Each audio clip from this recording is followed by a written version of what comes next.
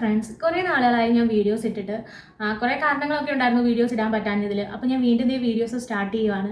നിങ്ങൾ ഇതുവരെ തന്നുകൊണ്ടിരുന്ന സപ്പോർട്ട് എനിക്ക് ഇനിയും തുടർന്ന് തരണം. അതുപോലെ തന്നെ എൻ്റെ ചാനൽ സബ്സ്ക്രൈബ് ചെയ്യാതെ കാണുന്ന ഒത്തിരി പേരുണ്ടെന്ന് എനിക്കറിയാം. നിങ്ങൾ ആ ചാനൽ സപ്പോർട്ട് ചെയ്താൽ എനിക്കത് കുറച്ച് സന്തോഷമാകുന്നൊരു കാര്യമല്ലേ. അപ്പോൾ എല്ലാവരും ഒന്ന് സബ്സ്ക്രൈബ് ചെയ്ത് സപ്പോർട്ട് ചെയ്യുകയും കൂടെ ചെയ്യണം. ഇനിയും നമ്മൾ മുന്നോട്ടുള്ള വീഡിയോസ് എന്താണെന്ന് വെച്ച് കഴിഞ്ഞാൽ കൂടുതലും ബ്യൂട്ടി കാര്യങ്ങളൊക്കെ ആയിരിക്കും. അതായത് നമുക്ക് വീട്ടിൽ നിന്ന് ചെയ്യാൻ പറ്റുന്ന, അതായത് പാർലറിൽ പോയി ചെയ്തുകൊണ്ടിരുന്ന വർക്കുകൾ നമുക്ക് എങ്ങനെ സ്വയം വീട്ടിൽ ചെയ്യാം, അങ്ങനെ കുറേ കാര്യങ്ങളായിരിക്കും. കാരണം ഞാൻ ഓൾറെഡി ഒരു ബ്യൂട്ടീഷ്യനാണ്. ഇപ്പോൾ ഞാൻ ഒരു ഫീൽഡിൽ വർക്ക് ചെയ്യുന്ന ഒരു വ്യക്തിയും കൂടാണ്. അപ്പോൾ എനിക്ക് നിങ്ങൾക്ക് കുറച്ച് കാര്യങ്ങൾ നന്നായിട്ട് പറഞ്ഞു തരാൻ പറ്റും. എല്ലാവർക്കും ഒന്നും ബ്യൂട്ടി പാർലറിൽ പോയി എല്ലാം ചെയ്യാനൊന്നും അതൊന്നും പോസിബിൾ അല്ല. കാരണം എമൗണ്ടിൻ്റെ കാര്യങ്ങളും ഒക്കെ നമുക്കറിയാമല്ലോ. ഒരു നോർമൽ ഒരു ബ്യൂട്ടി പാർലറിൽ പോയി ഒരു കൈ വാക്സ് ചെയ്യണമെന്നുണ്ടെങ്കിൽ, ഒരു ഹാഫ് കൈ ആണെന്നുണ്ടെങ്കിൽ നമുക്ക് 500 രൂപയോളം ഏകദേശം വരും. നമുക്കൊരു 1000-1500 രൂപ ഉണ്ടെങ്കിൽ വാക്സും അതുപോലെ തന്നെ വാക്സ് ഹീറ്ററും സ്ട്രിപ്പും എല്ലാം കൂടെ വാങ്ങിച്ചിട്ട് നമുക്ക് അത് ഒരു തവണയല്ല കുറേ നാളത്തേക്ക് യൂസ് ചെയ്യാം. അതെങ്ങനെ യൂസ് ചെയ്യാം, പ്രോഡക്റ്റ് എവിടെ കിട്ടും, എന്തൊക്കെ പ്രോഡക്റ്റുകളാണ് അതിന് വേണ്ടത്, അങ്ങനെയുള്ള ഒരുപാട് കാര്യങ്ങൾ തുടർന്നുള്ള നമ്മുടെ വീഡിയോസിൽ കാണും എനിക്ക് പറയാനായിട്ട്. അപ്പോൾ നമുക്ക് വീഡിയോയിലേക്ക് പോകാം. ഇന്ന് വീഡിയോയിൽ പറയാൻ പോകുന്നത് കുറച്ച് ബ്യൂട്ടീഷ്യൻ പരമായിട്ടുള്ള കാര്യങ്ങളാണ്. നിങ്ങൾക്ക് ബ്യൂട്ടീഷ്യൻ പഠിക്കാൻ താല്പര്യമുള്ളവർ കാണും, പൈസയുടെ ബുദ്ധിമുട്ടുകൊണ്ടും കാര്യങ്ങളും ഒക്കെ അത് പഠിക്കാൻ പറ്റാത്തവർ കാണും. അപ്പോൾ അങ്ങനെയുള്ളവർക്ക് ഇത് കുറച്ച് പ്രയോജനപ്പെടുന്ന ഒരു വീഡിയോ ആയിരിക്കും. ഞാൻ ആദ്യം തന്നെ നിങ്ങളെ ഇൻട്രൊഡ്യൂസ് ചെയ്യാൻ പോകുന്നത് ഒരു ത്രെഡിങ് നൂലാണ്. കാണിച്ചു തരാം കേട്ടോ. ഈ ഒരു ത്രെഡിങ് നൂലാണ് നമ്മൾ ത്രെഡ് ചെയ്യാനായിട്ട് മാക്സിമം യൂസ് ചെയ്യാറുള്ളത്. ഇതാകുമ്പോഴത്തേക്ക് നമുക്ക് അലർജിയും കാര്യങ്ങളും ഒന്നും വരത്തില്ല. നിങ്ങൾ ശ്രദ്ധിച്ചോളൂ, ഈ ഗ്രീൻ കളറുള്ള ത്രെഡായിരിക്കും നമ്മൾ കൂടുതൽ യൂസ് ചെയ്യുന്നത്. നമുക്ക് ത്രെഡ് ചെയ്യാനായിട്ട് വേണ്ടതെന്ന് വെച്ച് കഴിഞ്ഞാൽ ഇതുപോലൊരു ബ്രഷ് വേണം, അതുപോലെ തന്നെ ഇതുപോലൊരു കുഞ്ഞ് സിസേഴ്സും വേണം. ഇത് എങ്ങനെയൊക്കെ ഉപയോഗിക്കണം എന്നുള്ളത് ഞാൻ നിങ്ങളെ കാണിച്ചു തരാം. ആദ്യം എങ്ങനെയാണ് നമ്മൾ ത്രെഡ് പിടിക്കേണ്ടതെന്നുള്ളത് കാണിച്ചു തരാം. ഈ ലെഫ്റ്റ് കയ്യിൽ നമ്മൾ ഈ ത്രെഡ് ഇങ്ങനെ ഹോൾഡ് ചെയ്തതിന് ശേഷം ഈ ടിപ്പ് നമ്മളിങ്ങനെ വലിച്ചെടുക്കുക. അതിനുശേഷം നമ്മളിത് കൊണ്ടിങ്ങനെ കടിച്ചു പിടിക്കണം. കണ്ടോ? അത് കഴിഞ്ഞിട്ട് നമ്മൾ ഈ കൈ കൊണ്ട് ഈ ത്രെഡിനെ ഇങ്ങനെ വലിച്ചു പിടിച്ചതിന് ശേഷം ഈ ലെഫ്റ്റ് കയ്യിൽ ഈ 2 ഫിംഗേഴ്സ് ഇങ്ങനെ ഹോൾഡ് ചെയ്യണം. എന്നിട്ട് ഈ റൈറ്റ് ഹാൻഡ് വെച്ച് നമ്മളിങ്ങനെ 1 2 3 4 5 5 6 തവണ നമ്മളിങ്ങനെ ഇതിനൊന്ന് ട്വിസ്റ്റ് ചെയ്തെടുക്കണം. അതിനുശേഷം ഈ ത്രെഡിൻ്റെ ഈ ഭാഗം നമ്മുടെ കയ്യിൽ എപ്പോഴും ഇങ്ങനെ വേണം പിടിക്കാനായിട്ട്. ഈ 2 വിരൽ വെച്ച് വേണം നമ്മൾ ഹോൾഡ് ചെയ്ത് പിടിക്കാൻ. അതുപോലെ തന്നെ നമ്മൾ ഈ വായിൽ കടിച്ചു പിടിച്ചിരിക്കുന്ന ത്രെഡ് നല്ലതുപോലെ ടൈറ്റ് ചെയ്ത് വേണം പിടിക്കാൻ.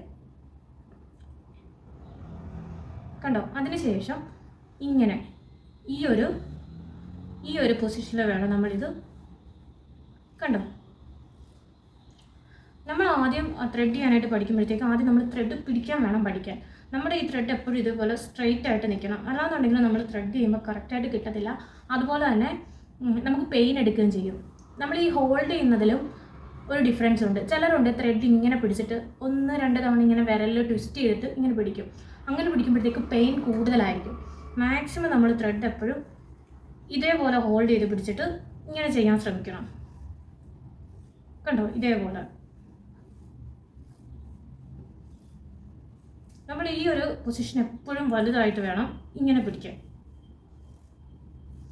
നമ്മൾ ത്രെഡ് ചെയ്യാൻ പഠിക്കുമ്പോഴത്തേക്ക് മാക്സിമം നമ്മൾ നമ്മുടെ കാലിൽ, അല്ലാന്നുണ്ടെങ്കിൽ ചിലർ കണ്ടിട്ടുണ്ട് ചിരട്ടയിലൊക്കെ ത്രെഡ് ചെയ്ത് പഠിക്കുന്നത്. ഞാൻ മാക്സിമം എൻ്റെ കാലിൻ്റെ മുട്ടിൽ, അതുപോലെ തന്നെ കൂടെയുള്ള ഫ്രണ്ട്സിൻ്റെ കയ്യിൽ, അങ്ങനെയാണ് ഹെയർസ് എടുത്ത് പഠിച്ചത്. ആദ്യമൊന്നും നമ്മൾ കറക്റ്റ് അതിനായിട്ടൊന്നും ത്രെഡ് ചെയ്യത്തില്ല.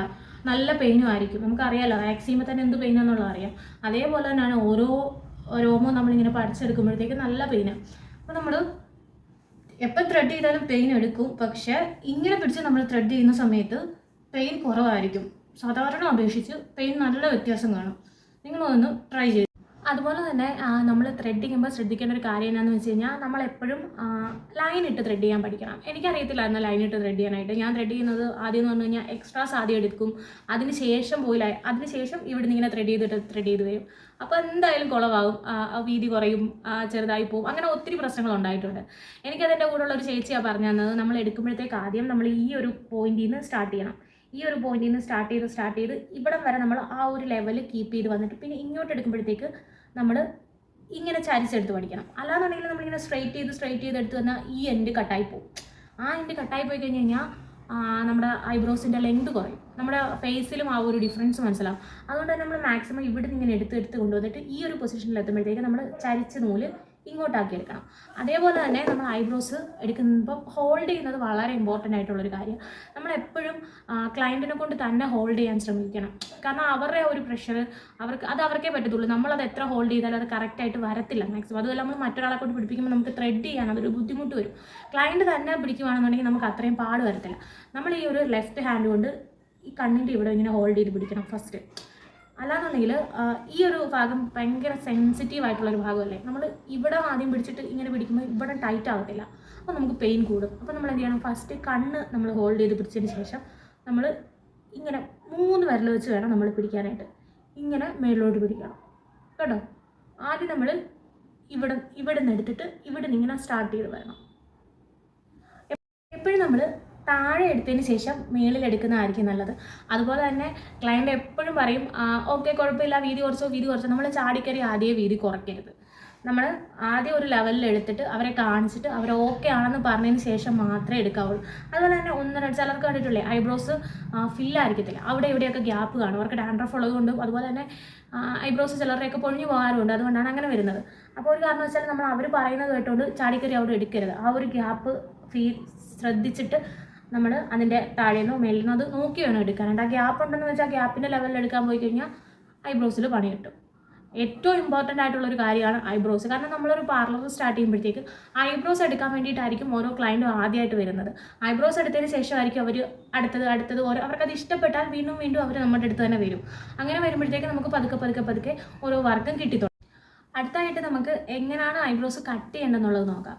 നമ്മളെപ്പോഴും ഒരു സൈഡ് എടുത്തിട്ട് ചാടിക്കറി കട്ട് ചെയ്യരുത്. നമ്മൾ 2 സൈഡും എടുത്തതിന് ശേഷം മാത്രമേ നമ്മൾ കട്ട് ചെയ്യാവുള്ളൂ. അതുപോലെ തന്നെ നമ്മൾ ഇതുപോലെ ഒരു കോമ്പ് വെച്ച് നല്ലതുപോലെ ഐബ്രോസ് ഇങ്ങനെ മേലിലോട്ട് ചീകി കൊടുക്കണം. ചീകി കൊടുത്തിട്ട് നമ്മൾ ഇങ്ങനെ ഇവിടുന്ന് കട്ട് ചെയ്യരുത്. നമ്മളെപ്പോഴും ഐബ്രോസ് ഇവിടുന്ന് വേണം കട്ട് ചെയ്യാനായിട്ട്.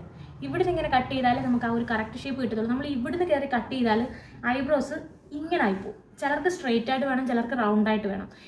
അപ്പം നമ്മൾ ഇങ്ങനെ കട്ട് ചെയ്താൽ ഈ ഒരു എൻഡ് താന്നു പോകും. നമ്മൾ ഇവിടുന്ന് കട്ട് ചെയ്യുമ്പോൾ നമുക്കത് അറിയാൻ പറ്റത്തില്ല. നമ്മൾ എപ്പോഴും കോമ്പ് ചെയ്തിട്ട് നമ്മൾ ഇവിടുന്ന് വേണം ഇങ്ങനെ വേണം കട്ട് ചെയ്ത് വരാൻ. അതുപോലെ തന്നെ ഈ ഐബ്രോസ് നമ്മൾ ഇങ്ങനെ ഈ അറ്റത്തൂന്ന് വേണം കട്ട് ചെയ്തെടുക്കാൻ. പിന്നെ ഐബ്രോസ് എടുക്കുന്ന സമയത്ത് ചിലർക്ക് പിമ്പിൾസും കാര്യങ്ങളും ഒക്കെ വരാറുള്ളത്. അങ്ങനെയുള്ളവർക്ക് നമ്മൾ എന്താ ചെയ്യേണ്ടതെന്ന് വെച്ചാൽ ത്രെഡ് ഒന്ന് നനച്ചതിന് ശേഷം നമ്മൾ എടുത്താൽ മതി. ത്രെഡ് നനച്ചിട്ട് ആ നനഞ്ഞ ത്രെഡ് വെച്ച് എടുക്കുമ്പോഴത്തേക്ക് അവർക്ക് പിമ്പിൾസും കാര്യങ്ങളും ഒക്കെ വരുന്നത് കുറവായിരിക്കും.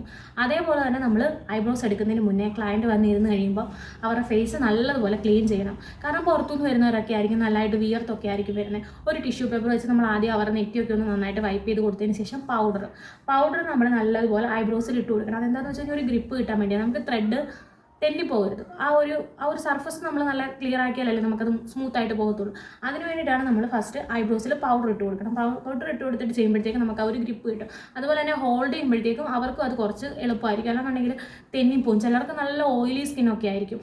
ഓയിലി സ്കിൻ അതുപോലെ തന്നെ ഏജ്ഡ് ആയിട്ടുള്ളവരുടെ സ്കിൻ എന്ന് പറഞ്ഞാൽ ഭയങ്കരമായിട്ട് അയഞ്ഞ സ്കിന്നായിരിക്കും. അയഞ്ഞ സ്കിൻ ആകുമ്പോഴത്തേക്ക് നമ്മൾ നല്ലതായിട്ട് ഹോൾഡ് ചെയ്തില്ല എന്നുണ്ടെങ്കിൽ സ്കിന്ന് പൊട്ടും. നമ്മൾ ത്രെഡ് ചെയ്യുമ്പോഴത്തേക്ക് ഐബ്രോസിൻ്റെ കൂടെ തന്നെ സ്കിന്നും പോരും. അപ്പോൾ അതറിയത്തില്ല. 2 ദിവസം കഴിയുമ്പോഴത്തേക്കും ആ പൊട്ടിയ ഭാഗമല്ല ഇങ്ങനെ കറുത്തിരിക്കും. പിന്നെ അവർ നമ്മുടെ അടുത്തോട്ട് ത്രെഡ് ചെയ്യാൻ വരുമോ? ഇല്ല. അപ്പോൾ അങ്ങനെയുള്ള കുറേ കാര്യങ്ങൾ നമ്മൾ ശ്രദ്ധിക്കണം. എനിക്ക് കൂടുതലായിട്ടൊന്നും ഇതിനെക്കുറിച്ചൊന്നും അറിയത്തില്ല. ഞാൻ ഏകദേശം ഒരു വർഷമായിട്ടേ ഉള്ളൂ ഈ ഒരു ഫീൽഡിലോട്ട് വന്നിട്ട്. എനിക്ക് അറിയാവുന്നൊരു അറിവ് നിങ്ങൾക്ക് പറഞ്ഞു തരുമ്പോൾ നിങ്ങൾക്കത് പ്രയോജനപ്പെടട്ടെ എന്ന് വെച്ചാണ് ഞാൻ ഇങ്ങനെ ഒരു വീഡിയോ സ്റ്റാർട്ട് ചെയ്യാമെന്ന് വെച്ചത്. കാരണം ഒത്തിരി പേര് കാണും ബ്യൂട്ടീഷ്യൻ പഠിക്കണമെന്ന് ആഗ്രഹമുള്ളവരൊക്കെ, പൈസയുടെ ബുദ്ധിമുട്ടും കാര്യങ്ങളും കൊണ്ടൊക്കെ പഠിക്കാൻ പറ്റാത്തവരും. ഞാനും അങ്ങനെ തന്നെ ആയിരുന്നു. കുറേ ബുദ്ധിമുട്ടും കാര്യങ്ങളൊക്കെ ഉണ്ടായിരുന്നു. പക്ഷേ അത് ഒരു വിധത്തിൽ നമ്മൾ മെയിൻറ്റെയിൻ ചെയ്ത് പോയി. നമുക്കിതിപ്പോൾ ഒരു തൊഴിലായി. ഞാൻ 100% ഗ്യാരണ്ടി പറയാം, നമ്മൾ എത്ര രൂപ മുടക്കി പഠിച്ചാലും നമുക്കത് ബെനിഫിറ്റാണ്. നമ്മൾ ഒരു പാർലറിൽ ഇപ്പോൾ കയറി ജോലി ചെയ്തു ഇല്ല എന്നുണ്ടെങ്കിലും നമുക്ക് വീട്ടിലിരുന്നാണെങ്കിൽ തന്നെ നമുക്കൊരു വരുമാനം ഉണ്ടാക്കാൻ പറ്റിയൊരു ഫീൽഡാണ് ഈ ബ്യൂട്ടീഷ്യൻ ഫീൽഡ്. ഒരു 6 മാസത്തെ ട്രെയിനിങ് നമുക്ക് കിട്ടിയതിന് ശേഷം നമുക്ക് വീട്ടിൽ തന്നെ സ്റ്റാർട്ട് ചെയ്യാവുന്നതേ ഉള്ളൂ. ആദ്യം തന്നെ ചാടിക്കറി കടയിടണമെന്നൊന്നും ഞാൻ പറയത്തില്ല. നമ്മൾ ഫസ്റ്റ് നമ്മുടെ വീട്ടിൽ തന്നെ തുടങ്ങുക. ഫസ്റ്റ് നമ്മൾ അടുത്തുള്ളവർക്കൊക്കെ ത്രെഡ് ചെയ്ത് കൊടുത്തു. അതുപോലെ തന്നെ ക്ലീനപ്പ്, ഫേഷ്യൽ അതിലൊക്കെ സ്റ്റാർട്ട് ചെയ്ത് നമുക്കൊരു എക്സ്പീരിയൻസ് ആയി കഴിയുമ്പോൾ, നമുക്കൊരു കോൺഫിഡൻസ് ആയി കഴിയുമ്പോൾ നമുക്ക് പതുക്കെ ഒരു പാർലറൊക്കെ തുടങ്ങി നമുക്ക് അതിലൊരു അത്യാവശ്യം ഒരു റിസൾട്ട്. പിന്നെ ഞാൻ നിങ്ങളെ കുറച്ച് പ്രോഡക്റ്റ്സ് ഒക്കെ കാണിച്ചു തരാം. അത് ഈ വീഡിയോയിലില്ല, ഞാൻ അടുത്തൊരു വീഡിയോസിലായിരിക്കും ഇൻട്രൊഡ്യൂസ് ചെയ്യുന്നത്. അതുപോലെ തന്നെ വാക്സിങ്ങിൻ്റെ കുറച്ച് സാധനങ്ങൾ നമുക്ക് വീട്ടിൽ തന്നെ ഇരുന്ന് എങ്ങനെ വാക്സ് ചെയ്യാം, റേറ്റ് കുറച്ച് എങ്ങനെ ചെയ്യാം എന്നുള്ളതൊക്കെ ഞാൻ പറഞ്ഞുതരാം. പാർലറിലൊക്കെ പോയി വാക്സ് ചെയ്യുന്നവർക്ക് അറിയാം അതിൽ റേറ്റ് എന്തുമാത്രം ഉണ്ടെന്നുള്ളത്. ഞാനും പാർലറിൽ വർക്ക് ചെയ്യുന്ന ഒരാളാണ്, അതുകൊണ്ട് തന്നെ എനിക്കും അറിയാം. അപ്പോൾ നിങ്ങൾ വിചാരിക്കും ഞാൻ പാർലറിൽ വർക്ക് ചെയ്തിട്ട് ഇത് പറഞ്ഞു തരുന്നതെന്ന്. പാർലറിൽ ഇരുന്ന് ചെയ്യുന്നവർ പാർലറിൽ തന്നെ ചെയ്യും. വീട്ടിലിരുന്ന് ചെയ്യുന്നവരെന്ന് വെച്ച് കഴിഞ്ഞാൽ പാർലറിൽ പോയി അത്രയും പൈസ മുടക്കാനില്ലാത്ത മനുഷ്യരായിരിക്കും വീട്ടിലിരുന്ന് ചെയ്യുന്നത്. അവർക്കിത് എന്തായാലും പ്രയോജനപ്പെടും. എന്നെ സംബന്ധിച്ചോളം ഞാൻ പാർലറിൽ വർക്ക് ചെയ്യുന്നുണ്ടെങ്കിൽ പോലും പലതും ഞാൻ പാർലറിൽ ചെയ്യാറില്ല. എല്ലാ പാർലറിലൊന്നും അവിടുത്തെ സ്റ്റാഫിന് എല്ലാം ഒന്നും ഫ്രീ ആയിട്ട് ചെയ്ത് കൊടുക്കണമെന്നില്ല. ചിലർ 50% ചിലർ കൊടുക്കും, ചിലരൊന്നും തൊടാൻ സമ്മതിക്കത്തില്ല, അങ്ങനെയുള്ളവരും ഉണ്ട്. അപ്പോൾ ഞാൻ വിചാരിച്ച് ഇങ്ങനൊരു വീഡിയോ എടുക്കാന്നുണ്ടെങ്കിൽ നിങ്ങൾക്ക് കുറച്ച് പേർക്കെങ്കിലും അത് പ്രയോജനപ്പെടുമല്ലോ എന്ന് വിചാരിച്ച്. അപ്പോൾ ഇത്രയേ ഉള്ളൂ നമ്മുടെ വീഡിയോ. നമ്മുടെ വീഡിയോസ് ഇഷ്ടമാണെന്നുണ്ടെങ്കിൽ ലൈക്ക് ചെയ്യുക. അതുപോലെ തന്നെ നമ്മുടെ ചാനൽ സബ്സ്ക്രൈബ് ചെയ്യാതെ കാണുന്നവരുണ്ടെങ്കിൽ ഒന്ന് സബ്സ്ക്രൈബ് ചെയ്ത് സപ്പോർട്ട് ചെയ്യുക. വീഡിയോസ് ഇഷ്ടമാണെന്നുണ്ടെങ്കിൽ കമൻറ്റ് കൂടെ ചെയ്യാൻ മറക്കരുത്. ഇന്നത്തെ വീഡിയോ അപ്പോൾ ഇത്രയേ ഉള്ളൂ. മറ്റൊരു വീഡിയോ ആയിട്ട് അപ്പോൾ നമുക്ക് വീണ്ടും കാണാം. ബൈ.